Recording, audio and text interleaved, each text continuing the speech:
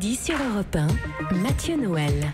Vous écoutez toujours Europe 1, il est midi 23, rien ne s'oppose à midi continue avec Eva Rock, Ève Roger, Thierry Geffretin et celui qui pourrait faire une attaque si jamais il venait à apprendre que Calogero aussi avait chanté Noël. Heureusement, non, dites-moi, non. Guy, bouchez-vous les oreilles. Respirez fort, Guy, pensez aux Beatles. Eh oui, c'est lui. Alors, qui aujourd'hui C'est très pompé Norwegian Wood des Beatles. Effectivement, ouais. Alors, Guy, aujourd'hui, vous hésitiez entre plusieurs sujets, entre autres la symbolique sociétale de la baisse des dons des Français aux associations caritatives ou le lézard ayant un pénis en forme de fouet. Bon, c'est bien, vous avez déjà fait la moitié de la chronique. Effectivement, j'avais l'embarras du choix.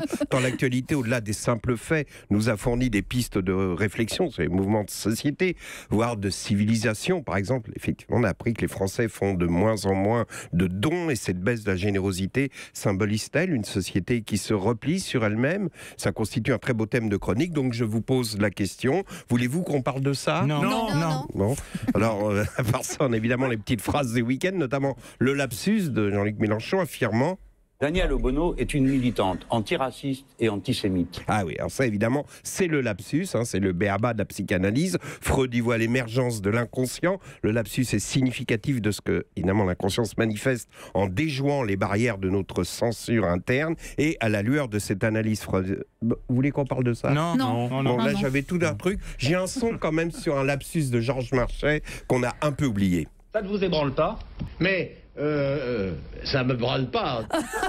Oui. Là, pas besoin d'avoir lu Freud pour comprendre qu'il n'en avait rien à branler, Marchais, du rejet du communiste. Donc je vous pose la question, je vous l'ai posée, on passe ce week-end, on a appris également la mort de Patrick Henry, donc l'assassin d'enfants, qui fut le premier à démontrer que les noms de famille constitués d'un prénom favorisaient l'attirance pour le mal, car outre Patrick Henry, nul n'a oublié serial killer Émile Louis, Guy Georges évidemment, mais évidemment également le terrifiant Christian Jean-Pierre qui assassina les matchs de foot, Patrick Sébastien surnommé le tueur à la serviette qui tourne, et surtout les serial killers de la chanson française, Mireille Mathieu et Jean-Pierre François.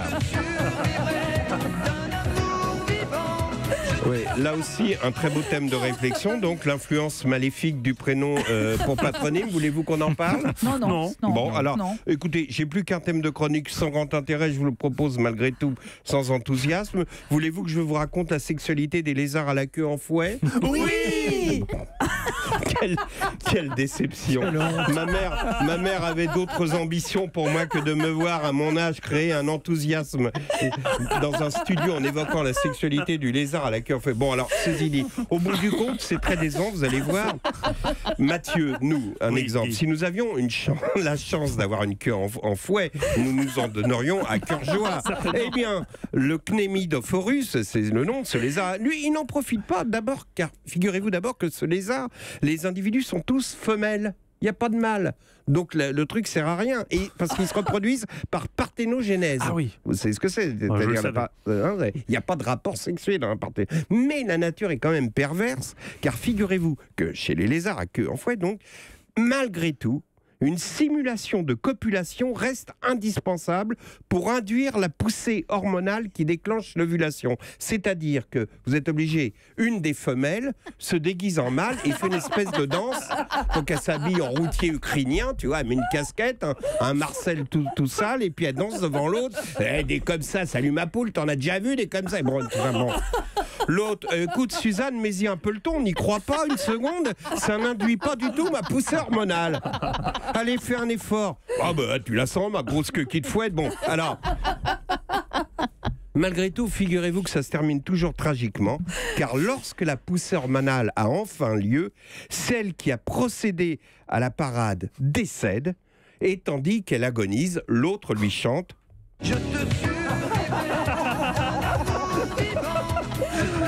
Je pense qu'on a fait le tour d'un point de vue scientifique. Voilà pour la magie de Noël. Merci beaucoup Guy Carlier. Thierry, un commentaire sur la chronique de Guy? C'est bluffant, c'est beau. Moi je dis chapeau.